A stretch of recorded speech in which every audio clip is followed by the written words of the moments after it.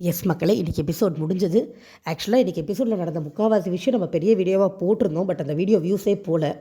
So நான் இதில் ஃபஸ்ட்லேருந்தே சொல்கிறேன். நீங்கள் வந்து காலையில் பார்த்தீங்கன்னா முதல்ல முதல்ல நைட் விஷயம் நடந்தது பேசிடுவோம். பார்வதியும் கமருதீனும் உட்காந்துட்ருக்காங்க. பார்வதி வந்து எக்ஸ்பிளிசிட்டாக கமருதீனை கழட்டி விட்றாங்க. போன வாரம் வரைக்கும் பேசிகிட்டு இருந்தாங்க இல்லையா? இந்த வாரம் வந்து என்ன சொல்கிறாங்க, நம்மளுக்குள்ள அப்படிலாம் ஒன்றும் இல்லைல்ல, நம்ம டிஸ்டன்ஸ் மெயின்டைன் பண்ணிப்போம், இது ஒர்க் அவுட் ஆகாதுன்னு தெரியும்ல, அப்படி இப்படின்னு சொல்லி எதையோ சொல்லி கமருதீனை கழட்டி விட்டாங்க. ஆக்சுவலாக அதுதான் அவங்களுக்கு கமருதீன் தேவைப்படலை. கமருதீன் கூட இருந்தால் பேர் கெடுதுன்னு தெரிஞ்சு போச்சு. இப்போ இதில் வேறு இருக்காங்கல்ல, நாமினேஷனில் வேலை இருக்காங்க இல்லையா? ஸோ லிட்ரலி கமருதீனை கழட்டி விடுறாங்க. இதுதான் கண்டென்ட் நைட்டு. ஓகே, அடுத்த நாள் காலையில் பாட்டு போட்டிருக்காங்க. இவர் திவாகர் என்ன பண்ணுறாரு, பாட்டு முடிஞ்சோடனே கேமரா கிட்ட வந்து இந்த மாதிரி பிக் பாஸ் வந்து இப்படிப்பட்ட ஷோ அப்படிப்பட்ட ஷோ, இங்கே வந்து எங்களுக்கு சோறு இல்லை தண்ணி இல்லைன்னு சொல்லி இடத்தையும் புலம்பிகிட்டு இருக்காரு. பின்னாடி வந்து வினோதும் கமருதீனும் கிண்டல் பண்ணிகிட்டு இருக்காங்க. அண்ட் இதில் நான் சொல்ல விரும்புறது என்னென்னா, அவங்க 2 பேருமே இவர்கிட்ட வரவே இல்லை. அது நோட்டபிள் பாயிண்ட். அவங்க பாட்டுக்கு பின்னாடி நின்று கிண்டல் மார்க் பண்ணிகிட்டு இருந்தாங்க. கரெக்டாக சொல்லணுன்னா மார்க் தான் பண்ணிகிட்டு இருந்தாங்க. முன்னாடி வேறு யாருன்றதாலும் அது தப்பு. ஆனால் நின்றுட்டு இருந்தது திவாகர். அதனால் எனக்கு அது தப்பாக தெரியல. ஏன்னா அவர் கேரக்டருக்கு, அவர் பேசுகிற விஷயங்களுக்கு, அவர் விடுற வார்த்தைகளுக்கு, அவரோட ஆட்டிடியூடுக்கு தப்பு இல்லைங்க கிண்டல் பண்ணுறது. அவர் பேசுகிறது இப்போ பண்ணுறதெல்லாம் வெளியில் இருக்கிறப்பையும் சரி, உள்ளே போனதுக்கு அப்பையும் சரி, ஒரு ரொம்ப ஒஸ்ட் ஆட்டிடியூட் ஒன்று வச்சுட்ருக்காரு.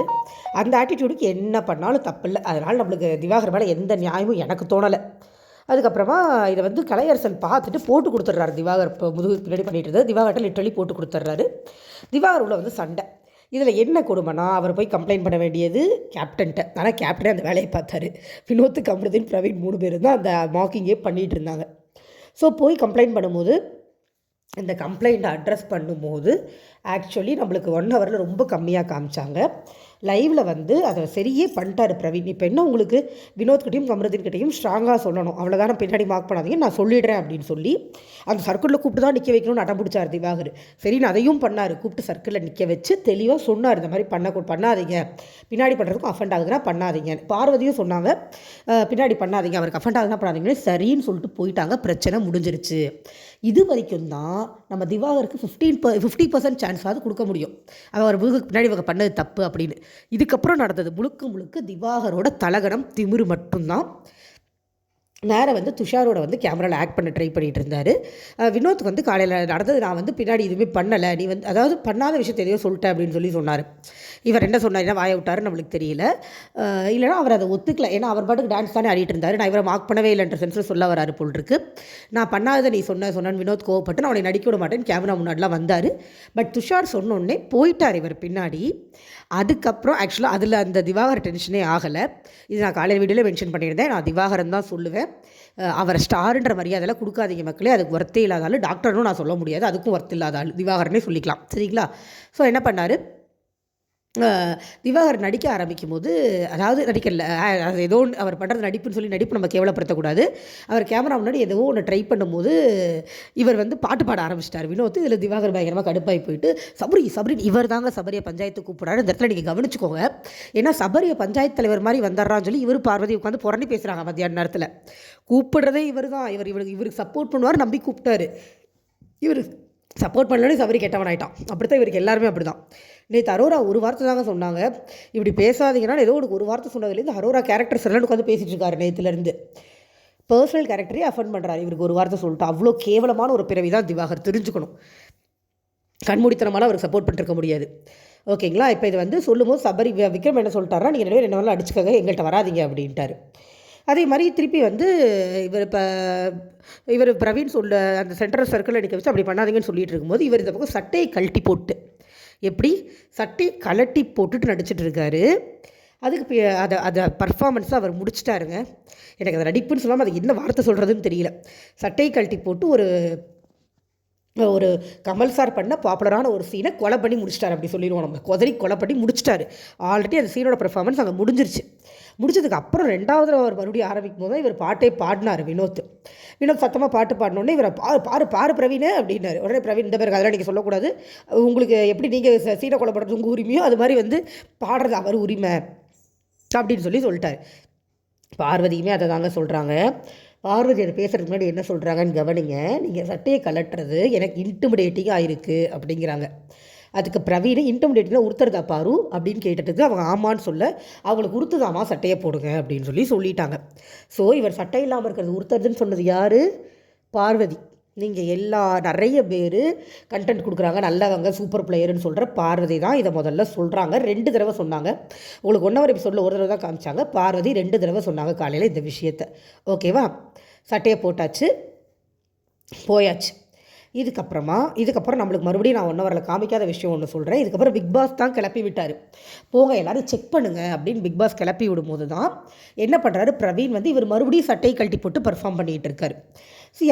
நான் என்ன சொல்கிறேன், நல்ல பாடி இருந்தாலுமே உடம்பு எப்படி இருந்தாலுமே சட்டையை கழட்டி போட்டு இப்படி க்ளோஸ்அப்பில் நின்று பெர்ஃபார்ம் பண்ணுறது பிடிக்கல, அவ்வளோதான். அது நல்லா இல்லை.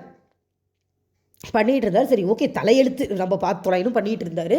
இவர் வந்தார், அவர் பேர் என்ன, பிரவீன் அப்படி வாட்டர்மெலன்னு மரியாதையாக ஒரு 10 தடவை கூப்பிட்டார். திரும்பி பார்க்கல. இவர் கேமராவே பார்த்துட்டு இருந்தார். நல்ல காதிகை காமியாக இருக்குது, கேமராவே பார்த்துட்டு இருந்தார், திரும்பலை. பக்கத்தில் 2 தடவை கூப்பிட்டாரு. திரும்ப சட்டையை போடுங்க, சட்டை போடுங்க, யூனிஃபார்ம் போடுங்க. அவர் தெளிவாக சொன்னார், யூனிஃபார்ம் போடுங்க, யூனிஃபார்ம் போடாமல் இருக்கக்கூடாது. இவர் காதிலே வாங்கலை. திவாகர் காதில் வாங்கலான்னு அவர் கடுப்பாயிருச்சு. அவர் கூப்பிட்டுக்கிட்டே இருக்கார். இவர் காதில் வாங்கல உடனே இப்படிலாம் பண்ணுறதுக்கு நான் விட மாட்டேன் அப்படின்னு சொல்லி திவாகர் லைட்டாக தள்ளிட்டு போய் கேமராவை முன்னார். இல்லைன்னா திவாகரை அவர் எந்த ஃபிசிக்கல் அசால்ட்டும் பண்ணலை. பண்ணியிருந்தாலே தப்பு இல்லைன்னு தான் நான் சொல்லுவேன். ஏன்னா அந்த ஆளுக்கு அந்த மரியாதையே போதுமானது. ஆனால் அவர் பண்ணலை. தள்ளிட்டு போய் கேமராவை தான் முன்னார். இந்த ஆள் இதுக்கு என்ன பண்ணுறான், 4 தடவை பிடிச்சி பிரவீன் அடிக்கிறான் சவத்தில். தள்ளி விட்டீங்க. ஆக்சுவலாக அவர் தள்ளவே இல்லை. அடி தள்ளுவியான்னு பிடிச்சி பிரவீன் அடி நடிச்சு ஒரு இடத்துல பிரவீன் கையில் கிழிக்கவே கழிச்சிருச்சு. அதுக்கப்புறம் எல்லோரும் வந்துட்டாங்க. இவர் பிரவீனை தள்ளி விட போய் எல்லோரும் வந்துட்டாங்க. அப்படியும் கனி என்ன சொல்கிறாங்கன்னா, நீங்கள் என்ன வேணாலும் பெர்ஃபார்ம் பண்ணுங்கள் சார், சட்டையை போட்டுட்டு பண்ணுங்கள், பார்க்க நல்லா இல்லை. ஏன்னா கனிலாம் நல்ல ஃபேமிலி பேக்ரவுண்டில், அவங்களுக்கு ஃபேமிலி இருக்குது, குழந்தைங்களாம் இருக்குது, அந்த பேக்ரவுண்ட்லேருந்து வந்தவங்க. பொறுத்து பார்த்து நீங்கள் அந்த டாபிக் வந்துட்டதுனால சொல்லிட்டாங்க. காலையில் பார்வதியும் இதையே தான் சொன்னாங்க. மக்களே, இந்த சீனில் பார்வதி இல்லை, குளிக்க போயிட்டாங்கன்னு நினைக்கிறேன். அதுக்கப்புறம் அவங்க இன்னொரு அந்த பெல்ட்டி அடித்தாங்க. அது அப்புறம் பார்ப்போம். இப்போ கனி இதை சொன்னாங்க. இதை சொன்ன உடனே இவர் அதெல்லாம் நீங்கள் சொல்லாதீங்க மேடம், நீங்கள் டபுள் ஸ்டாண்டர்ட் மேடம், என்னை சொல்கிற உங்களுக்கு உரிமை இல்லை மேடம், அப்படி இப்படி உங்களுக்கு உரிமை இல்லைக்கா அப்படி இப்படின்னு முதல்ல இவர் அவங்களை அக்கான்னு கூப்பிட்றதே நம்மளுக்கு கேட்குறதுக்கு நாராசமாக இருக்குது. இதில் இந்த லட்சணம் வேறு. அப்படி இப்படின்னு கடி அடப்பாவி நான் அவனை சட்டை போடாதா சொன்னேன். அவங்க பொறுமையை எடுத்து சொல்ல ட்ரை பண்ணாங்க. ஏன் சார் ஜட்டி போட்டு யாராவது பெர்ஃபார்ம் பண்ணால் பார்க்க நல்லா இருக்குமா? அவங்க அதை எக்ஸாம்பிளாக சொன்னாங்க. இவன் மண்டை இல்லைன்னு தான் ஆட்டினான். அப்போ அதே மாதிரி தான் சார் இது இருக்குது அப்படின்னு. அதை நீங்கள் சொல்லாதீங்க, நான் ஜட்டி போட்டு பண்ணேன்னு. இவர் பைத்தியம் இல்லையா, இவருக்கு புரியாது. அவங்க எக்ஸாம்பிள் சொன்னது ஒன்று புரியலை, இல்லைன்னா வேணும்னு அந்த மாதிரி திருப்ப ட்ரை பண்ணுறாரு. நம்மளை பைத்தியம்னு நினச்சிக்கிட்டு பார்க்குற மக்கள் பைத்தியம்னு நினச்சிட்டு இருக்காங்க. அதே நேரத்தில் அவங்களுக்கு அவங்க பிஆர் டீம் மேலே பயங்கரமான நம்பிக்கை. நம்ம என்ன சொல்கிறோமோ அதை அப்படியே வெளியில் ப்ரமோட் பண்ணிடுவாங்க அப்படின்ட்டு. இன்னமும் அப்படி ஆளுங்க சுற்றிட்டு தான் இருக்காங்க. அதை நம்ம இல்லைன்னுலாம் சொல்ல முடியாது. ஸோ அந்த மாதிரி கனி பக்கமே திருப்பிட்டு கற்றுன்னு கத்திட்டு இருக்காரு. அப்புறம் சபரி வேறு பஞ்சாயத்து தலைவர். கனியை கத்துனோடனே அந்த கேங் வந்துடும் இல்லையா, சபரி அண்ட் எஃப்ஜே கேங் வந்துட்டாங்க. பஞ்சாயத்து தலைவர் என்ன நடந்ததுன்னு கேட்கும்போது பிரவீன் ஃபுல்லாக எக்ஸ்பிளைன் பண்ணி முடிக்கிறார். இதான் நடந்தது, இப்போ கையில் வேறு அடிபட்டுருச்சுன்னு சொல்லிட்டு இருக்கும்போது இதுக்கிடையில் இந்த சுபிக்ஷாவுக்கு என்ன பிரச்சனையே தெரியல. அந்த ஆள்கிட்ட போய் அந்த ஆளுக்கு சப்போர்ட் பண்ணிகிட்டு இருக்குது. எனக்கு சுபிக்ஷா மேலே போன வாரம் நிறைய மரியாதை இருந்தது. அந்த பொண்ணு அந்த மரியாதை ஃபுல்லாக இந்த வாரம் கெடுத்துக்குது. அந்த ஆள்கிட்ட போய் எதுக்கு சப்போர்ட் பண்ணணும்? சுபிக்ஷா மட்டும் இல்லைங்க, அது சுபிக்ஷா தனிப்பட்ட முறையில் நான் சொல்கிறேன். ஏன்னா சுபிக்ஷா மேலே எனக்கு மரியாதை இருந்தது. மற்றபடி அந்த அன்பு கேங்கில் இருக்கிற எல்லா லூசுகளுமே அப்படி தான் பண்ணுதுங்க. இந்த ஆளுக்கு சப்போர்ட் பண்ணி, இந்த ஆளுக்கு ஃபேம் இருக்கிற விஷயம் இந்த ஆளுக்கு சப்போர்ட் பண்ணிருக்காங்க. பட் சுபிக்ஷா தனியாக விளையாடுன்னு நினச்சேன். பட் அந்த பொண்ணு சின்ன பொண்ணுன்னு காமிச்சு விட்டுருச்சு இன்னைக்கு. இப்போ பிரவீன் எக்ஸ்பிளைன் பண்ணி முடிச்சார். அதுக்குள்ளே இந்த திவாகர் தன்னோட சைடை சொல்கிறதுக்குள்ளே பிக் பாஸ் கூப்பிட்டுட்டார். உள்ளுக்குள்ளே செக்கிங் தான் அனுப்பிச்சி விட்டேன், போல் அதை கம்ப்ளீட் பண்ணுங்கள் அப்படின்ட்டாரு. இங்கே செக்கிங் பண்ணும்போது அந்த மிலிட்டரி ரூல்ஸ் மாதிரி ஸ்டாண்டர்டைஸ் அட்டென்ஷன் பிரவீன் ஒன்று பண்ணுறாரு. அதை பார்வதி பண்ணலை. அதை கெமி சொல்லிட்டாங்க. அது கெமி உடனே போட்டு கொடுத்துருவா, இதில் பண்ணலான்னு சொல்லிடுவா அப்படின்னு சொல்லிட்டுருந்தாங்களே. கடைசி வரைக்கும் அவர் சொன்னதை அவங்க பண்ணலை. அது ஒரு சின்ன ஆக்ஷன். அதை பண்ணிட்டு போகிறதுனால என்னன்னு தெரில. அந்த மாதிரி கையும் தட்ட மாட்டேங்குது, அதையும் பண்ண மாட்டேங்குது. இதையும் நோட் பண்ணிக்கங்க. கை இப்போ தட்டல ரைட். ரயோராஜ் வந்தப்போ வெக்கமே இல்லாமல் அந்த ஆக்ஷனை பண்ணிச்சு. பண்ண மாட்டேன்னு எப்பயும் பண்ணாமல் இருக்கணும், ரோஷம் இருக்க பொம்பளையாக இருந்தால் அதுக்கு அதில் ஒன்றும் கிடையாது, பண்ணலை. இந்த பிரச்சனை இது செக்கிங் முடிஞ்சோடனே மறுபடியும் இந்த பிரச்சனையை ஆரம்பிக்கிறாரு திவாகர். அப்போ கனி வராங்க. கனி திருப்பி தெளிவாக சொல்கிறாங்க, நான் அதை பண்ணால் பண்ணுங்கன்ட்டா, அது அன்ஈஸியாக இருக்குது, பண்ணுறேன்னா பண்ணுங்கள், இல்லைனா உங்கள் இஷ்டம் தாங்க சொன்னேன், நாகரிகமாக தாங்க சொன்னேன் அப்படின்னு தாங்க சொன்னாங்க. அவர் அநாகரிகமாக பண்ணுறாருன்னு அவங்க சொல்லவே இல்லை. நான் நாகரிகமாக தானங்க சொன்னேன் அப்படின்னு மட்டும்தான் சொன்னாங்க. அதுக்கு அந்த ஆள் அது மரமண்டை. அந்த மரமண்டைக்கு எதுவுமே புரியாது. அந்த மரமண்டை அதை எப்படி எடுத்துக்கிச்சுன்னா, நாகரிகம் எல்லாம் நீங்கள் பண்ணுறீங்கன்னு அவங்க சொல்கிறாங்கன்னு எடுத்துக்கிட்டு, நீங்கள் பண்ணுறது கூட அநாகரிகமாக இருக்குது, நீங்கள் எஃப்ஜே கட்டிப்பிடிச்சி பேசுகிறது கூட எனக்கு அநாகரிகமாக இருக்குது அப்படின்னு சொல்லிச்சு பாருங்கள். சீரியஸாக நான் சொல்கிறேன், அந்த இடத்துல இருக்கிறவங்க எப்படி அந்த ஆள் மண்டையை உடைக்காமல் இருக்காங்கன்னு எனக்கு தெரியல. நான் இன்னும் கொஞ்சம் ஒரு ஒரு step higher short temper passion அந்த இடத்துல யாராவது இருந்திருந்தாங்கன்னா ஜெயிலுக்கு போனாலும் பரவாயில்லன்னு ஏதாவது ஒன்று தூக்கி அந்த ஆள் மண்டையில் போட்டு உடச்சிருப்பாங்க. அவ்வளோ இன்டீசெண்டாக பேசுகிறான் அந்த ஆள். இந்த ஆள் சட்டையை கழட்டி போட்டு பர்ஃபார்ம் பண்ணுறது அநாகரிகமாக இருக்குன்னு சொல்லியிருந்தாங்கன்னே வச்சுக்கோங்க. அப்படி சொல்லலை. ஒருவேளை அப்படி சொன்னால் கூட அதுவும் இந்த ஆள் சொல்கிறதும் ஒன்றா? ஒரு அக்கா தம்பியாக பழகிறவங்கள, ஆனால் இவர் நீங்கள் சொல்கிற மாதிரி இவர் வந்து அண்ணா அண்ணான்னு கூப்பிட்ட பார்வதிகிட்ட போய் ரொமான்ஸ் கண்டென்ட் ட்ரை பண்ணுற சீப்பான ஆள் இவர். ஆனால் இவர் மாதிரி இவர் அவங்களையும் நினைக்கக்கூடாதுல்ல. அவங்க அந்த மாதிரி ஆள் கிடையாது. அவங்க தம்பினா தம்பி, அவ்வளோதான். அவங்களுக்கு வெளியில் ஃபேமிலி இருக்குது, குழந்தை இருக்குது. பார்க்குறவங்க என்ன நினைப்பாங்க? இந்த ஆளை இதுக்கப்புறம் இதுக்குள்ளே விட்டு வைக்கணுமா? எதுக்குமே ரெட் கார்டு கொடுக்க மாட்டாங்களா இந்த ஷோவில்? ஒருத்தரை பிடிச்சி அடிப்படுற மாதிரி தள்ளி விடுறாரு, இன்னொருத்தவங்கள போய் தப்பாக பேசுகிறாரு, அண்ணா தங்கச்சி உறவை தப்பாக பேசுகிறாரு. அதை விட பெரிய தப்பு என்ன வேணும் ஒரு ரெட் கார்டு கொடுக்கறதுக்கு? இதுக்கு வந்து எஃப்ஜே எக்ரிட் வந்துட்டார். ஐயோ நான் பார்க்க மாட்டேன்னு கத்திட்டே வர்றாரு. சபரியும் டென்ஷன் ஆகிட்டார். இதில் என்ன பேசிகிட்டு இருக்க நீ அப்படின்னு சொல்லி கத்துன உடனே இந்த பார்வதி மேடம் வராங்க. இப்போ தான் பார்வதி மேடம் வந்து அந்த டாப்பிக்கை டைவெர்ட் பண்ணுறாங்களாமா. இந்த ஆள் ஒரு வார்த்தை விட்டான்ல, அந்த டாப்பிக்கை டைவெர்ட் பண்ணுறாங்களாமா. ஏன் பர்சனலை பற்றி நீங்கள் எல்லோரும் பின்னாடி பேசுனீங்கல்ல, நானும் அவங்களும் கமருதனையும் இருக்கிறத பற்றி அவங்க பின்னாடி பேசினாங்களாம். அதாவது இந்த அம்மா யாரை பற்றியும் பின்னாடி பேசினதில்லை இல்லையா? அவங்க பயங்கர ஸ்ட்ரீட் ஃபார்வர்ட் மட்டும்தான். பின்னாடி உட்காந்து பார்வதி பேசி நீங்கள் யாராவது பார்த்துருக்கீங்களா மக்களே? பின்னாடி உட்காந்து பேசி பார்வதி சப்போர்ட்டர்ஸ் மெயினாக பாவம் நீங்கள்லாம் பார்த்துருக்கவே மாட்டீங்க இல்லையா பார்வதி பின்னாடி உட்காந்து பேசுகிறத? அவங்க சொல்கிறாங்க, அந்த அம்மா சொல்லுது பின்னாடி உட்காந்து பேசுகிறத தவிர வேறு எதுவுமே பண்ண தெரியாது அந்த அம்மாவுக்கு அந்த வீட்டில். அது சொல்லுது, என்னை பற்றி பின்னாடி நீங்கள் பேசுனீங்கல்ல அது அநாகரிகம்னா எங்கள் அண்ணன் சொட்டையை கொலட்டினது வந்து அநாகரிகம் இல்லை அப்படிங்குது. இதே நாரவாய் தான் சொல்லிச்சு காலையில், நல்லா இல்லை இன்டிமிடேட்டிங்காக இருக்காது அப்படின்னு. அந்த நாரவாய் இப்போ என்ன சொல்லுது? அது அநாகரிகம் இல்லைன்னு சொல்லுது அந்த நாரவாய். ஐயோ நான் நாகரிகமாக நம்மளால் பேச முடியாது போல் இருக்கு இதுங்க பண்ணுற அலப்பறையில். சாரி மக்கள். ஓகே. அண்ட் இப்போ சபரியும் கத்திட்டு இருந்தார் அகைன். இப்போ சண்டை வந்து பார்வதி பக்கம் டைவர்ட் பண்ணி எடுத்துகிட்டு வந்துருச்சு பார்வதி. ஏன்னா எஃப்ஜேக்கும் கனிக்கும் நடந்த மேட்டரை கனி உள்ளே போய் அழுதுகிட்டே வந்துட்டாங்க நடுவில் ஒரு தடவை. பட் அவங்க ஒன்றும் சீன்லாம் க்ரியேட் பண்ணல. போனாங்க 2 ஆள். அவங்களுக்கு இருக்கும் இல்லைங்க, வெளியில் நம்ம புருஷன் பார்ப்பாங்க, நம்ம குழந்தை பார்ப்பாங்க, இப்படி ஒரு வார்த்தை வருதும் போது அவங்களுக்கு இருக்கும். போய் 2 சொட்டு கண்ணீர் விட்டு வந்துட்டாங்க. இந்த பொம்பளை இது வந்து தான் பக்கம் டைவர்ட் பண்ணி இழுத்துருச்சு இந்த பார்வதிங்கிறது. அது அப்படி இப்படின்னு கத்தி ஓஞ்சிட்டாங்க. இதுக்கப்புறமா எஃப்ஜேக்கு அந்த ஆள்கிட்ட பேசவே பிடிக்கலைங்க. அந்த அவரை அடிக்காமல் இருக்கிறதே பெருசுங்கிற மாதிரி தான் இருக்குது. எஃப்ஜேலாம் போய் பிடிச்சி இழுத்துட்டாங்க கனி. இல்லாட்டி விட்டுருப்பார் அவர். நாள் விட்டுருந்தா கூட தப்பு இல்லைன்னு தான் நான் சொல்லுவேன்.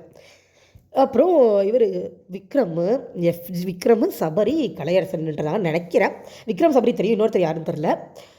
அந்த ஆள் அந்த திவாகரை நிற்க வச்சு மெதுவாக விக்ரம் சொல்கிறாரு, நீ சொன்னது ரொம்ப தப்புன்னு, அப்படி சொல்லக்கூடாது அப்படிங்கிறாரு. என்னப்பா அவங்க என்னை சொல்லலையாப்பா, அவங்க நான் சட்டை கழிட்டு அனாகரிகம்னு சொன்னாங்கல்லப்பா, அப்போ எனக்கு அனாகரிகம் தொடர்றது நான் சொல்லுவேன்லப்பா அப்படின்னு அந்த ஆள் மறுபடியும் பைத்தியம் மாதிரியே பேசினான். விக்ரம் சொல்கிறாரு, அண்ணா நான் சொல்லட்டுமா இல்லை நான் போயிடட்டுமா அப்படின்னு கேட்டார். இந்த ஆள் மறுபடியும் பேச விடலை. விக்ரம் என்ன சொல்கிறார், சரி விடு நீ பண்ணதான் கரெக்ட். ஏன்னா அவருக்கு டென்ஷன் ஆகி போச்சு. அவர் நேற்று அவரோட ஸ்டோரி சொல்லும்போதே சொன்னார், எனக்கு ஒருத்தவங்கள்ட்ட பேச பிடிக்கலன்னு நீங்கள் பண்ணுறது கரெக்டுன்னு சொல்லிட்டு நான் போயிடுவேன் அப்படின்னு சொன்னார். அதை தான் இன்றைக்கி பண்ணார். நீங்கள் பண்ணது கரெக்ட் வச்சுக்கோங்க, நான் தான் தப்பாக புரிஞ்சுக்கிட்டேன் அப்படின்ட்டு போயிட்டார் அவர். நீ ஃபேஸ் பண்ணிக்கோ, வீக்கெண்டில் ஃபேஸ் பண்ணிக்கோ, நல்லா கொடுப்பாங்க வாங்கிக்கோ அப்படின்ட்டு அவர் கிளம்பிட்டார்.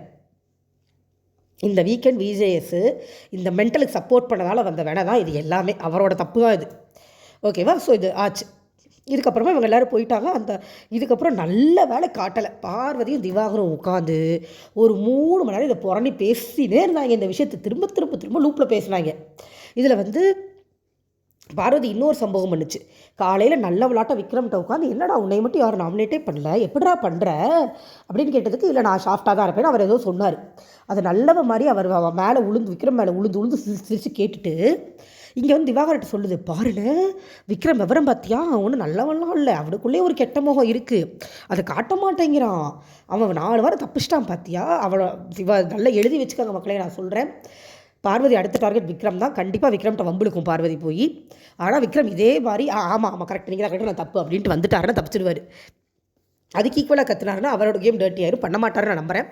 ஏன்னா விக்ரம் சென்சிபிளான பர்சன். இந்த நல்ல வேலை இந்த கான்வர்சேஷன் நமக்கு ஒன்றும் வரல காட்டல. ஏன்னா வளவளவலான்னு இந்த ஆள் இதையே திரும்ப திரும்ப திரும்ப சொல்லிக்கிட்டு இருந்தான். ஒரே மேட்டர் தான். நான் சட்டை கலெக்டது தப்புனா அவங்க எல்லோரும் பேசுறது தப்பு தானே, அதெல்லாம் என்னோட நடிப்பெல்லாம் யாரும் குறை சொல்லக்கூடாது, எனக்கு நடிப்பு வந்து உயிர் மூச்சு மாதிரி தேசிய கீதம் மாதிரின்னு மரியாதைக்குரிய அத்தனை விஷயத்தையும் எடுத்து அந்த ஆள் அசிங்கப்படுத்துகிறான். இப்படி ஒரு ஆளை உள்ளே வச்சுக்கிட்டு இப்படி ஒரு கண்டென்ட், கேவலமான கண்டென்ட் அந்த சேனல் கொடுத்துக்கிட்டு இருக்கு. ஒன்றும் சொல்கிறதுக்கு இல்லை. இதெல்லாம் சொல்லிட்டு இருந்தால் நல்ல வேலை நம்மளுக்கு அதெல்லாம் காட்டலை. அந்த இரிட்டேஷனை வந்து எடிட்டராலே பார்க்க முடியல போட்டுருக்கு. கட் பண்ணி தூக்கி போட்டார்.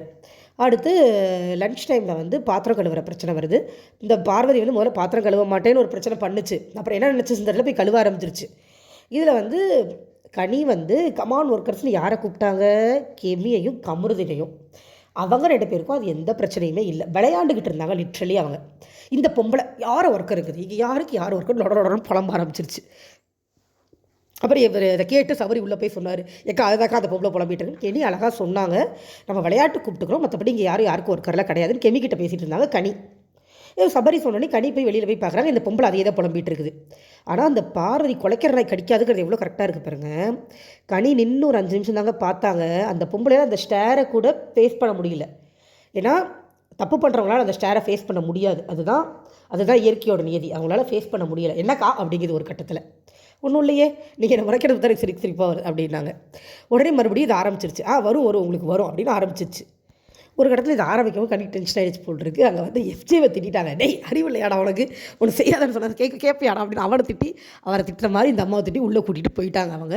அதுக்கப்புறம் இந்த அம்மா பண்ணியிருக்கோங்க, அதெல்லாம் நான் நல்ல வேலை லைவில் பார்க்கல, கண்டிப்பாக அந்த அம்மா புலம்பினே தான் இருந்திருக்கும். இது ஒரு மாதிரி இது முடிஞ்சோடனே டாஸ்க்கு கூப்பிட்டுட்டாங்க. இதெல்லாம் போயிட்டு இந்த மாதிரி ஒரு மாதிரி பிரச்சனைலாம் ஒரு பக்கம் அப்படியே ஓயும் போது டாஸ்க்கு கூட்டிகிட்டு போயிட்டாங்க. டாஸ்க்கு வந்து அனௌன்ஸ் பண்ணாங்க. டாஸ்கில் வந்து ஃபஸ்ட்டு இந்த நடுவில் தொப்பி வச்சுருப்பாங்க, 2 பக்கத்துலேருந்து 2 டீம்லேருந்து ஒருத்தர் ஓடி வரணும். தொப்பி எடுத்துகிட்டு போய் அவங்களோட பெடஸ்ட்ரியல் நின்று தலையில் மாட்டணும். இதான் டாஸ்க்கு. இன்னொருத்தர் தடுக்கலாம், தொப்பி பிடிக்க ட்ரை பண்ணலாம், என்ன வேணாலும் பண்ணலாம், பெடஸ்ட்ரியலில் ஏறுற வரைக்கும். இதான் டாஸ்க்கு. இதை வந்து ஃபஸ்ட்டு வினோத்தும் துஷாரும் பண்ணாங்க. துஷார் குழந்தைத்தனமாக கம்ப்ளைண்ட் பண்ணார், மேபி அவருக்கு உண்மையிலே அடிபட்டிருந்துருக்கலாம். பட் அது கேமில் நடக்கிறதா இல்லையா, வினோத் பர்பஸ்ஃபுல்லாக எதுவும் பண்ண மாதிரி தெரியல, தெரியாமல் பட்டிருந்துருக்கும்.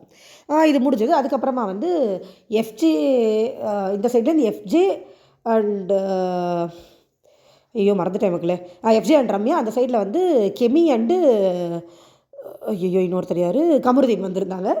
இவங்க 2 பேரும் கொஞ்சம் சீரியஸாக ஆரம்பிச்சு அது மாதிரி காமெடியாக போச்சு. கமருதீன் வந்து எஃப்ஜே தூக்கிட்டுலாம் சுற்றினார். ஒரு மாதிரி ரம்யா கையில் எடுத்த கேப்பை கெமி பிடிங்கி வச்சுட்டாங்க. ஸோ பிக் பாஸ் ஜெயிச்சது. அடுத்ததில் வந்து மிச்சம் இருந்த 3 பேர், இங்கே வந்து இந்த திவாகர், கனி, சபரி, அந்த பக்கம் வந்து பிரவீன், விக்ரம், சுபி. இப்போ பிரவீன் இருக்கிற கேமில் எதிரில் இருக்கிறவங்க ஜெயிக்கலாம் முடியாது, ஏன்னா பிரவீனோட வேகம் அப்படி நேராக போனார், தொப்பி எடுத்தார், மாட்டினார், கேம் முடிச்சுட்டு உள்ள வந்துட்டார். ஸோ பிக் பாஸ் டீம் ஜெயிச்சிருச்சு. பிக் பாஸ் டீமுக்கு என்னென்னா எக்ஸ்ட்ரா ஒரு 500 பாயிண்ட் கொடுத்து உங்களுக்கு மொத்தம் 1000 பாயிண்ட் எடுத்துக்கோங்க, நல்லா பண்ணீங்க அப்படின்னு சொல்லி பிக் பாஸ் சொல்லிடுறாரு. நம்மளுக்கு மறுபடியும் 1 ஹவரில் கட் பண்ணப்பட்ட முக்கியமான விஷயம், பிக் பாஸ் டீம் ஜெயிச்சதுக்கு பிக் பாஸ் டீம் வந்து கரெக்டாக போய் அவங்களுக்கு தேவையான பொருள் எடுத்துகிட்டு வந்ததுக்கு காரணம் விக்ரம். தெளிவாக பிளான் பண்ணி கொடுத்தாரு. 1000 பாயிண்ட் இருக்குது, 300 பாயிண்ட்டுக்கு 3 பேர் மட்டும் எடுக்கட்டும், ஆளுக்கு 300 பாயிண்ட்டுக்கு 900 வந்துடும், நம்மளுக்கு கிரேஸ் 100 பாயிண்ட் கூட இருக்கும். ஏன்னா இப்போ 1000க்கு மேலே எடுத்துகிட்டா ஒன்றுமே கிடைக்காதுன்னு சொல்லிட்டாரு. ஸோ கரெக்டாக எடுப்போம்னு பிளான் பண்ணாங்க. இதில் பிக் பாஸ் ஒரு ட்விஸ்ட் வச்சார். உள்ளே போகிறக்கு முன்னாடி நீங்கள் எல்லாருமே உள்ளே போகணும், நான் 15 செகண்ட்ஸ் கொடுப்பேன் எடுத்துகிட்டு வாங்க சொல்லி குழப்பி விட ட்ரை பண்ணார். அந்த மென்டல் அறிவே இல்லாத அறிவுடைய பார்வதி ஒருத்தங்க இருக்காங்க இல்லையா, அவங்களுக்கு வந்து அந்த ட்ராப்புன்னு புரியுதா இல்லை வேணே குழப்பம் நினச்சாங்கன்னு தெரியல. எக்ஸ்ட்ரா ஆள் போடாமே லூஸ் மாதிரி பேசிகிட்டு இருந்தாங்க. அப்பையும் விக்ரம் தான் சொன்னார், எக்ஸ்ட்ரா ஆள் நான் போக வேண்டாம், கன்ஃபியூஸ் ஆயிரும், இந்த பிளான் அப்படியே இருக்கட்டும், மற்றவங்களாம் சும்மா உள்ள வந்து நின்றுட்டு போங்க அப்படின்ட்டாரு. ஒரு வழியாக அது வெளியில் வர்ற வரைக்கும் அந்த பொம்பளை சொல்லிட்டு இருந்துச்சு, எக்ஸ்ட்ரா ஆள் போகலாமே, எக்ஸ்ட்ரா ஆள் எடுக்கலாமே. அதை யாரும் மதிக்கலை, ஏன்னா மொத்தமாக வீணாக போயிடும் சம்பாதிச்சது. அதே மாதிரி சூப்பர் டீலக்ஸ்க்கு எதுவும் எடுக்க வேணாம், தனக்கு மட்டும் எடுக்கலாம் அப்படிங்கிறது பார்வதி தான் சொல்லிச்சு. அது கெமியும் ஒத்துக்கிட்டதுனால அது அப்படியே போச்சு. அதுக்கப்புறமா போனாங்க, எடுத்துகிட்டு வந்தாங்க, அவங்களுக்கு தேவையானலாம் எடுத்துகிட்டு வந்தாங்க. இவங்க சூப்பர் டீலக்ஸ் வந்து சூப்பர்வைஸ் பண்ணாங்க. பட் இருந்தாலுமே அவங்க கரெக்டாக தான் எடுத்ததுனால ஒன்றும் பிரச்சனை இல்லை. அவங்களுக்கு நிறைய ஃபுட்ஸ் கிடச்சது, எடுத்துகிட்டு வந்தாங்க. நேற்று சூப்பர் டீலக்ஸ்க்கு பிக் பாஸே துரோகம் பண்ணிட்டாரு. இன்றைக்கி இவங்க கரெக்டாக பிளான் பண்ணி எடுத்துகிட்டு வந்துட்டாங்க. Vikram is the main reason, கரெக்டாக பிளான் பண்ணி ரூட் போட்டு கொடுத்தாரு, எடுத்துகிட்டு வந்துட்டாங்க. பார்வதி கொஞ்சம் கொஞ்சமாக விக்ரம் மேலே பொறாமல் ஆரம்பிக்குதுங்க. இதெல்லாம் அனௌன்ஸ் பண்ணிகிட்டு இருக்கும்போது ஏதோ விக்ரம் ஒரு வார்த்தையை விட்டதுக்கு நீ ஒன்றே நீ அப்படி சொல்ல வேணாம் அப்படின்னு லைட்டாக ஏறிட்டு போனாங்க. ஸோ கண்டிப்பாக விக்ரம்கிட்ட ஒரு சண்டை இவங்க போடுவாங்க, நீங்கள் எழுதி வச்சுக்கோங்க, சண்டை வரும், நான் சொல்கிறேன். இது முடிச்சுட்டு எடுத்துகிட்டு வந்துட்டாங்க. அடுத்து இந்த ஆண்பாவம் பொல்லாதது டீம் உள்ளே வந்தாங்க. உள்ளே வந்த உடனே அப்போ அந்த சபரியை இவ்வளோ அசிங்கமாக பெர்ஃபார்ம் பண்ணுறாரே தெரியல. மேலே போய் விழுந்து பிராண்டி பேசி அதை பண்ணி இதை பண்ணுன்னு சொல்லி அவருக்கு அவங்க ஃப்ரெண்ட்ஸாக இருக்கலாம், பட் ரொம்ப எக்ஸ்ட்ரீமாக பிஹேவ் பண்ண மாதிரி இருந்தது எனக்கு சபரி பண்ணது. எஃப்ஜே எல்லாரையும் அவங்களுக்கு தெரிஞ்சிருக்கு. இந்த திவாகர் கூட எல்லாரும் போய் நான் வரேன், நான் தெரியுறேன்னு கேட்டுட்டு இருந்தார். அதுக்கு ரியோ வந்து அதெல்லாம் எல்லாரும் தான் தெரியுறீங்க, இவ்வளோ பெரிய ஷோவில் இத்தனை எல்லாரும் தெரிய மாட்டிங்களா, இத்தனை கேமரா இருக்கிற எல்லாரும் தான் தெரியுறீங்க அப்படின்னு பொதுவாக பதில் சொல்லிட்டாரு. ட்ரெய்லர் போட்டாங்க, ட்ரெய்லர் நம்ம ஏற்கனவே பார்த்தோம், ட்ரெய்லர் நல்லா இருந்தது. முடிச்சுட்டு கிளம்பிட்டாங்க. ஸோ இதோட இன்றைக்கி எபிசோட் முடிஞ்சது.